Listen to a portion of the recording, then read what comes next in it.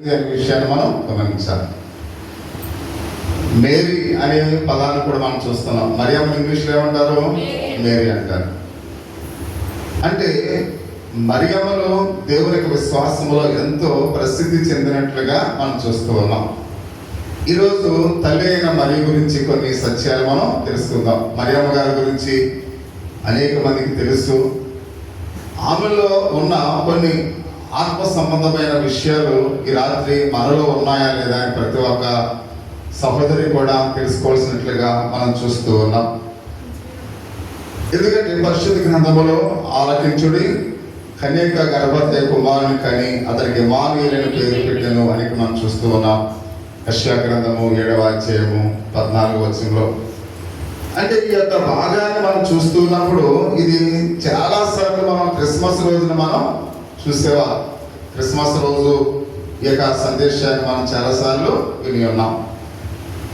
అంటే ఇక మనము చరిత్రలో ప్రభు వేలాది కొద్ది అద్భుతాలు చేశాడు. అందులో శ్రేష్టమైనది కన్యక మరియమ్మ గారి యొక్క గర్భాన్ని ప్రభు ఉద్భవించడం అనేది ఎంతో అద్భుతం. అంటే ప్రభు చేసిన అద్భుతాలన్నింటిలో కూడా ఒక కన్యకగా ఉండి కుమారుని కంఠం గర్భం దాల్చడం అనేది సాధారణ విషయము కాదు అనే విషయానికి మనం చూస్తూ ఉన్నాం. ఒక కన్యక ఎలాగో గర్భాన్ని ధరిస్తుందని ఒక క్రైస్తవ వేత్రుడు ఎగతాళి చేసినట్లుగా మనం చూస్తూ ఉన్నాం. అసలు కన్యక ఎలా గర్భవతి అవుతుంది అని ఇక్కడ ఒక క్రైస్తవ వేత్రుడు ఏం చేస్తాడు? ఎగతాళి చేస్తాడు. ఆ విషయం గురించి ఒక క్రైస్తవ వాళ్ళు ఒక భక్తురాలు మీరు ఆరాధించేవాడు ఒక స్తంభంలోనూ ఒక రాయిలోనూ ఒక చెట్టులోనూ ఉన్నప్పుడు కన్యక గర్భంలో ఉండటం ఆశ్చర్యం ఏంటి అని అడిగినప్పుడు వాళ్ళు ఎటువంటి సమాధానము చెప్పలేని స్థితిలో ఉన్నారు అనే విషయాన్ని మనం చూస్తూ ఉన్నాం. అంటే ఇక్కడ కన్యక గర్భవతిగా ఉండటం అనేది చాలా అద్భుతం. ఎందుకంటే చూడండి, ఒక పెద్ద మర్రి చెట్లో ఆ చిన్న విత్తనము ఒక పెద్ద మర్రి చెట్లు దాగి ఉన్నట్లుగా మనం చూస్తూ ఉన్నాం. మర్రి విత్తనం ఎంత ఉంటుంది? చాలా స్మాల్, చాలా చిన్నది. అది వృక్షం అవుతుంది. ఎంత అవుతుంది? చాలా పెద్ద వృక్షం అవుతుంది. అంటే ఒక చిన్న విత్తనములో ఒక పెద్ద వృక్షం దాగి ఉందన్నమాట. అలాగే మరియమ్మ గారు గర్భములో లోకరక్షకుడు ఉండటం అది ఎంతో అద్భుతమైన విషయం అని ప్రతి ఒక్కరికి కూడా గమనించవలసినట్లుగా మనం చూస్తూ ఉన్నాం. ఎందుకంటే మొదటిగా ఆదాము అవ్వలు విషయాలు మనం చూస్తే వాళ్ళు తల్లిదండ్రులు లేకుండా వారు సృష్టింపబడ్డారు అనే విషయాన్ని మనం గమనించాలి. ఆదాము అవ్వలకు తల్లిదండ్రులు ఉన్నారా? లేరు. అయితే ప్రభు అయిన యేసుక్రీస్తు వారికి కూడా తండ్రి లేడు.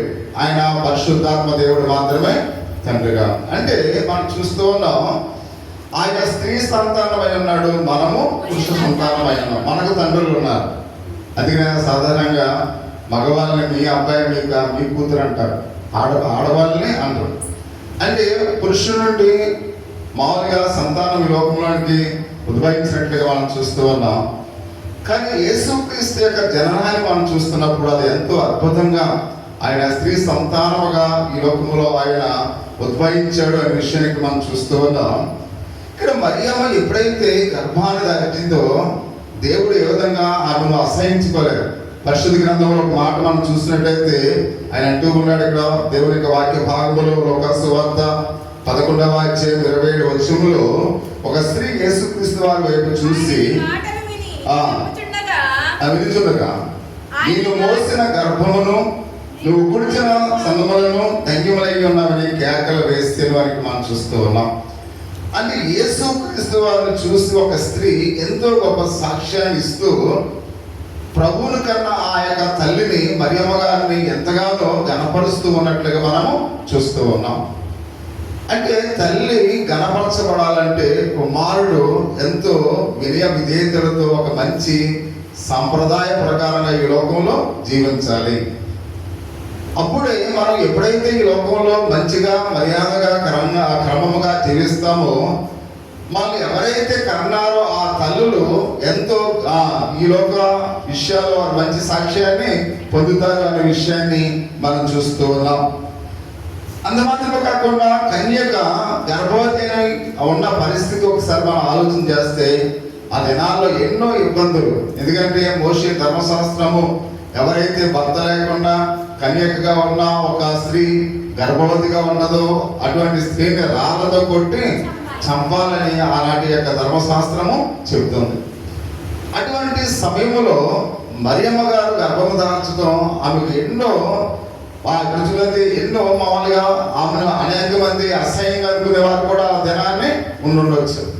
ఎన్నో శ్రమలు, ఎన్నో మాటలు ఆమె అనుభవించినట్లుగా మనం చూస్తూ ఉన్నాం. అటువంటి పరిస్థితుల నుండి యేసుక్రీస్తు వారు ఈ లోకానికి ఉద్భవించారు అనే విషయానికి మనం చూస్తూ ఉన్నాం. అంటే ప్రభు ఈ భూమి మీద ఆయన జన్మించడం విధానాన్ని మనం చూసినట్లయితే అసలు మరియనే ఎందుకు దేవుడు ఏర్పరచుకున్నాడు అనే విషయాన్ని ఈ రాత్రి మనం తెలుసుకోవాలి. ప్రపంచంలో అనేక మంది స్త్రీలు ఉండగా మరియమ్మ గారినే దేవుడు ఎందుకు ఏర్పరచుకున్నాడు అంటే ఆమెను ఏర్పరచుకోవడంలో ఆమెలో ఉన్న ఆ సుగుణాలు ఏమై ఉన్నాయి. మన జీవితంలో మనము కూడా మరియమ్మ గారి లాగా ఎందుకు ఉండలేకపోతూ ఉన్నాం అని ప్రతి ఒక్కరం కూడా ఈ రాత్రి తెలుసుకోవలసిన వారినట్లుగా మనం చూస్తూ ఉన్నాం. మరియ యొక్క విశిష్టమైన ఆ స్వభావం ఏంటి అని ప్రతి ఒక్కరం కూడా గమనించాలి.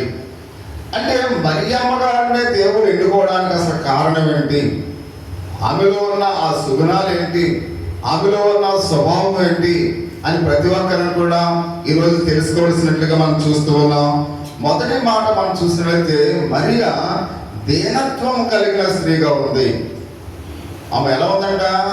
దీనత్వాన్ని కలిగిన స్త్రీగా ఉంది అని మొదటి మాటలో మనం చూస్తూ ఉన్నాం. లూకాసు సువార్త 1వ అధ్యాయము 38వ వచనంలో, ఇదిగో ప్రభు దాసురాలను నీ మాట చొప్పున నాకు జరుగును గాక అని మరియ తన్ను తాను తగ్గించుకుని అప్పగించుకున్నట్లుగా మనం చూస్తూ ఉన్నాం. అంటే ఫస్ట్నే అన్నట్టుంది ప్రభువా నీ దాసురాలను అని మాట్లాడుతూ ఉంది. అంటే ఆమె ఎంతగా తగ్గించుకుంటుందో ప్రభు దగ్గర ప్రతి ఒక్కరిని కూడా గమనించవలసినట్లుగా మనం చూస్తూ ఉన్నాం. ఆయన తన దాసురాల యొక్క స్థితిని చూసి కటాక్షించిన కనుక మరియా కృతజ్ఞతతో దేవుని స్తుతించినట్లుగా లూకాసు సువార్త 1వ అధ్యాయము 48వ వచనంలో మనం చూస్తూ ఉన్నాం. అంటే ఆమె దాసురాలుగా తన యొక్క దేన స్థితిని ఎప్పుడైతే కలిగి ఉన్నదో కృతజ్ఞతతో దేవుణ్ణి స్తుతించడం మనం చూస్తూ ఉన్నాం. అంటే దేవుని మహిమపరిచింది మరియమ్మ అనే విషయాన్ని ప్రతి ఒక్కరిని కూడా గమనించింది. ఎందుకంటే దేన స్థితి అంటే అవమానములను, హేళనలు అనేకులుగా వారు అనేక మంది భావించినప్పుడు కూడా అయితే ఆమె దీనురాలుగా దేవుని కృపను పొందుకుంది అనే విషయానికి మనం చూస్తూ ఉన్నాం. అంటే దేవుని కృప పొందుకోవాలంటే మనము ఎలా ఉండాలి? దీనత్వాన్ని కలిగి ఉండాలి.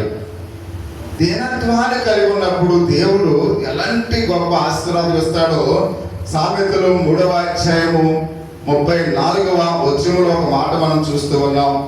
సామెతలు 3వ అధ్యాయము అపహాసకులను ఆయన అపహసించను, దీనుల ఎడల ఆయన దయ చూపును. ఎంత గొప్ప మాట చూడండి ఇక్కడ. అంటే ఎవరైతే దీనులుగా ఉంటారో దేవుని యొక్క దయ వారి మీదకి వస్తుంది. అంటే దేవుని యొక్క దయ మనకు రావాలంటే మనం ఎలా ఉండాలి? దీనత్వాన్ని కలిగిన వారమై ఉండాలి. అంత మాత్రమే కాకుండా 1 పేతురు 5వ అధ్యాయము 5వ వచనంలో కూడా దీనత్వం గురించి ఒక చక్కటి మాట, విలువైన మాట అక్కడ మనం చూస్తూ ఉన్నాం. 1 పేతురు 5వ అధ్యాయము మీరు పెద్దలకు లోబడి ఉండి మీరందరూ ఎదుటి వారిని ఎడల దీన మనసును వస్త్రము ధరించుకుని అంటే దేన మనస్సు అనే వస్త్రాన్ని మనము ధరించుకోవాలి. అంటే ఒక స్త్రీ దీవించబడాలంటే, ఒక స్త్రీ దేవుని చేత ఆశ్రయింపబడాలి అంటే మనకేముండాలి? దీనత్వం ఉండాలి. అంటే మరియమ్మ గారికి ఏముంది? దీనత్వం ఉంది అనే విషయాన్ని గమనించవలసినట్లుగా మనం చూస్తూ ఉన్నాం. మరియ జీవితం అంతటిని కూడా మనం ఒకసారి పరిశీలన చేసినట్లయితే ఆమె ఎటువంటి ఆత్మీయ అహంకారాన్ని ఏమాత్రము కూడా చూడలేము అనే విషయానికి మనం చూస్తూ ఉన్నాం. మరియమ్మ గారిలో ఎటువంటి ఆత్మీయమైన అంటే అహంకారం అనేది ఎప్పుడూ లేదండి. అంటే స్త్రీలకు అహంకారం ఉండకూడదు. ప్రియ సహోదరి సహోదరులారా, ఏముండకూడదు? మనకి అహంకారం అనేది ఉండకూడదు అనే విషయానికి మనం చూస్తున్నాం. బైబిల్లో మరియమ్మ గారి గురించి అనేక వచనాలు ఉన్నాయి. మరియమ్మ గారి యొక్క జీవిత విధానం గురించి అనేకమైనవి రాయబడ్డాయి. వాటిలో ఎక్కడ కూడా ఆమె అహంకారంగా ఉన్నట్లు ఎక్కడ కూడా మనం చూడలేదు అనే విషయాన్ని గమనించాలి. మన జీవితంలో కూడా ఎదుటివారు మనలో ఏం చూడకూడదు? అహంకారాన్ని చూడకూడదు అనే విషయాన్ని పరిశుద్ధ గ్రంథంలో అయితే మనం చూస్తూ ఉన్నాం. అందుకని లూకా సువార్త 1వ అధ్యాయము 40